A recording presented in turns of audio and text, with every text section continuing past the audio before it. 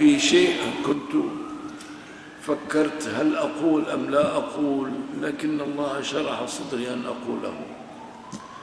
أخ يواظب على هذه الدروس لكن في رمضان يبدو يغيب، أخ أرجو أنه من الصالحين، في فترة من ذو لحية في فترة من الفترات رأيته وقد خفف لحيته تخفيفا شديدا، وقر في نفسه انتقاد عليه. طيب لماذا؟ كنت يعني صاحب لحية وافرة، لماذا فعلت ذلك بنفسك؟ لو كنت من الأول هكذا لا بأس، لكن لم أذكر له شيئا، لكن ودخل في نفسي الاعتراض عليه. الباري عز وجل يريد أن يربيني، أن يؤدبني. نعم.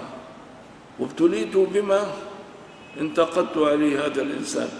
ابتلاني الله بحلاق أخطأ البارحة، نعم، فخفف من لحيتي أكثر من المعتاد ولا قبل لي بذلك. نعم. ورأسا بعدما تضايقت تذكرت سوء أدبي. نعم. الإنسان مو موجود لكنني سأعتذر إليه إن شاء الله.